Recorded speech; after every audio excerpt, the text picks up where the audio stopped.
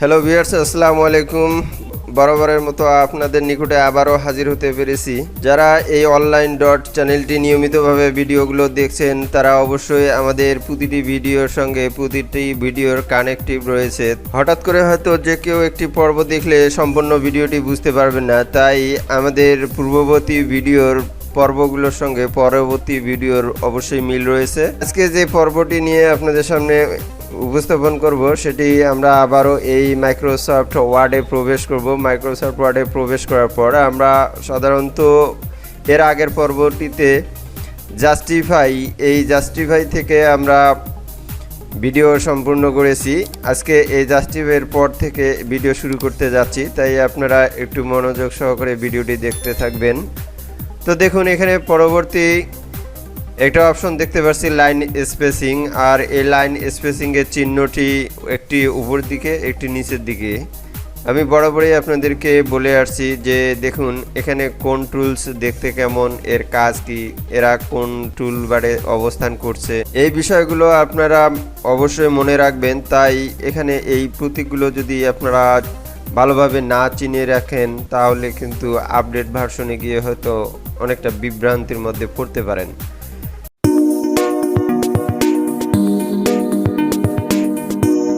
তাই এখন থেকে যারা এই টুলসগুলোর কাজ এবং টুলসগুলো দেখতে কেমন যদি আপনারা মনে রাখতে পারেন তাহলে অবশ্যই আপনারা আপডেট ভার্সনেতে খুব সুন্দরভাবে বুঝতে পারবেন। তো দেখুন এখানে লাইন স্পেসিং এর কাজটি হচ্ছে যে আমরা এখানে দেখতে পাচ্ছেন যে কিছু সেন্টেন্স আমরা তৈরি করেছি। তো এই সেন্টেন্সটি মূলত আমরা যদি বলি যে একটু ঘন দেখাচ্ছে, অর্থাৎ এক লাইন থেকে আর এক লাইনের যে দূরত্বটা রয়েছে এই দূরত্বটা যদি আমরা একটু বাড়াইয়ে দিতে চাই অথবা কমাইতে চাই তাহলে আমরা পাবো। সেটা কীরকম, এবার আমরা সিলেক্ট করে নিব, অর্থাৎ আমরা যে লাইন কমপক্ষে দুটি লাইন আমাদের এই লাইন স্পেসিং ব্যবহারের জন্য সিলেকশন করতে হয়। তো মনে রাখবেন এই সিলেক্টটি মাউস পয়েন্টার এভাবে সামনে রেখে মাউসের লেফট বাটন চেপে ধরে এদিকে আমরা মুভ করলে যতদূর প্রয়োজন আমরা ঠিক ততদূরকু আমরা সিলেক্ট করে নিতে পারি। তো আমি এখানে পুরো অংশটাই সিলেক্ট করে দেখাচ্ছি।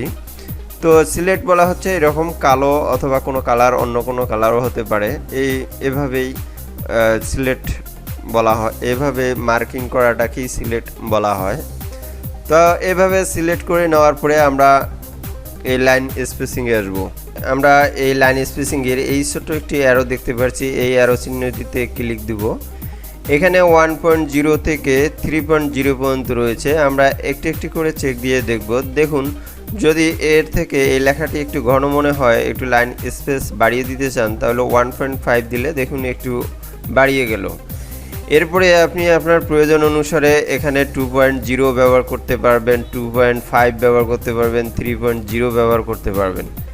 তো বন্ধুরা দেখুন এখানে যদি আপনাদের ব্যবহারের প্রয়োজন হয় তাহলে এভাবে আপনারা এই বিষয়টি লক্ষ্য রেখে লাইন স্পেসিং ব্যবহার করতে পারবেন। কিন্তু এখানে আরও একটি বিষয় হলো যে আপনি যদি সিলেকশন না করেন তাহলে কখনোই এই কমান্ডটি কাজ করবে না। তো মনে রাখবেন এমএস ওয়ার্ডের 3টি বিষয় সর্বত্রই মনে রাখতে হয়: 1 সিলেক্ট করা, 2 কার্সার পজিশন ঠিক রাখা, 3 হচ্ছে কমান্ড ব্যবহার করা। তো প্রথমে আমরা মাউসের মাধ্যমে আমরা এভাবে সিলেক্ট করে নিব। সিলেক্ট করে নেওয়ার পরে আমরা এই লাইন স্পেসিংটি আমাদের প্রয়োজন, যেটা যখন যে অবস্থার প্রয়োজন হবে তখন ঠিক সেইভাবে আমরা এগুলো ইউজ করব। তো এভাবেই লাইন স্পেসিংয়ের কাজ করতে হয়। তো সাধারণত অফিসিয়ালভাবে 1.0ই ব্যবহার করা হয়।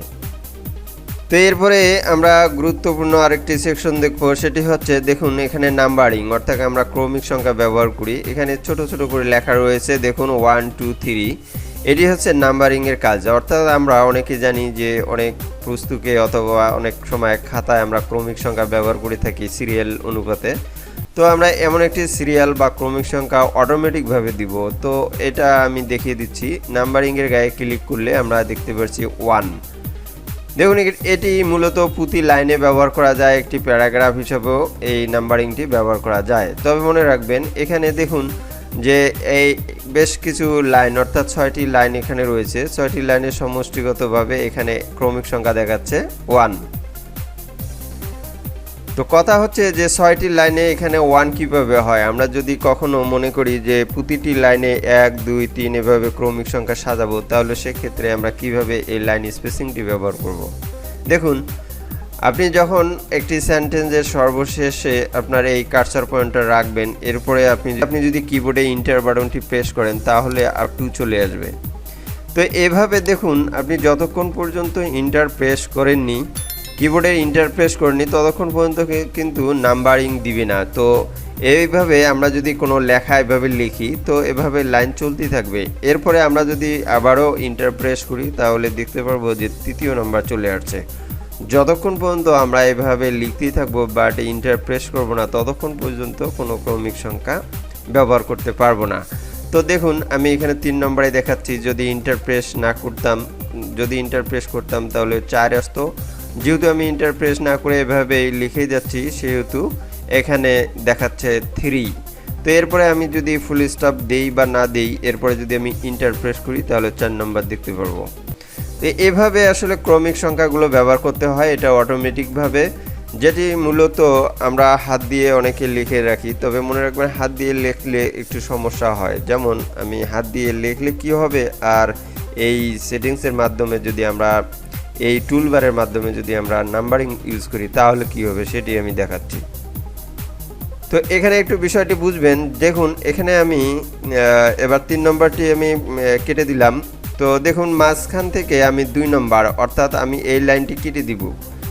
তো মনে রাখবেন, সিলেকশনের সময় এই ক্রমিক সংখ্যা কখনো সিলেক্ট হবে না, শুধুমাত্র এই লেখাগুলো সিলেক্ট হবে। তো এভাবে সিলেক্ট হওয়ার পরে আমি যদি ডিলিট প্রেস করি তাহলে দেখবেন, ভালোভাবে একটু খেয়াল করে দেখুন যে এখানে 1 2 3, এখান থেকে 2 ঠিকই চলে যাবে, বাট 3টা 2 নম্বরে পরিণত হবে। দেখুন, এখানে 2 পূর্বে যে 2 ছিল সে 2 ক্রমিক নাম্বার, এবং যে লাইনটি আমি সিলেক্ট করেছিলাম সেটি ডিলিট ঠিকই হয়েছে, এবং 3য় নাম্বারটি দ্বিতীয় অবস্থানে রূপ ধারণ করছে। তো এটি হচ্ছে এর গুণাবলী, কারণ এটি যদি কখনো ভুল করি আমরা তাহলে অটোমেটিকভাবে এই নাম্বারিংগুলো আবার ঠিক হয়ে যায়।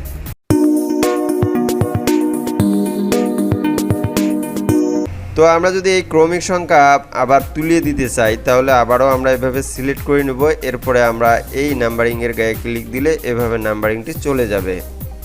তো বন্ধুরা দেখুন, এবার আপনাদেরকে আমি দেখিয়ে দিব যে কীভাবে হাত দিয়ে করলে কি হবে। তো দেখুন, এখানে যদি আমি এখানে 2 ব্যবহার করলাম, এরপরে দেখা যাচ্ছে যে আমি পরবর্তী লাইনটিকে 3 ব্যবহার করলাম।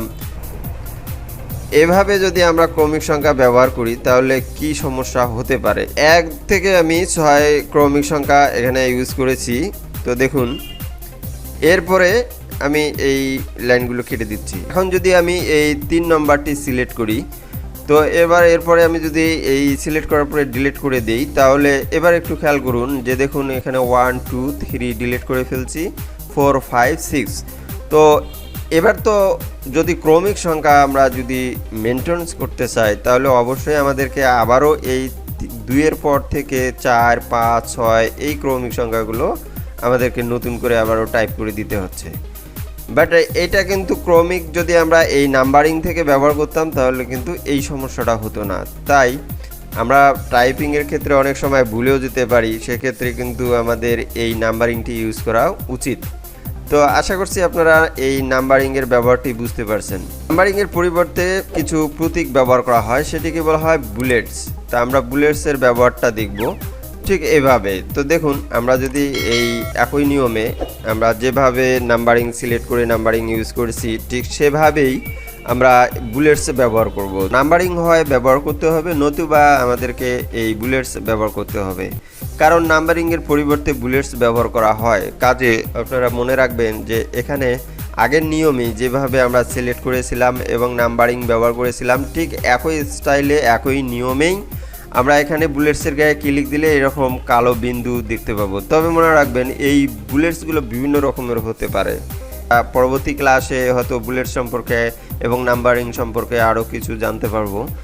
তো ঠিক এভাবেই বুলেটসের পরিবর্তে নাম্বারিং অথবা নাম্বারিংয়ের পরিবর্তে আমরা বুলেটস ব্যবহার করে থাকি। তো আশা করছি আপনারা নাম্বারিং এবং বুলেটসের ব্যবহার সম্পর্কে এতটুকু বুঝতে পেরেছেন।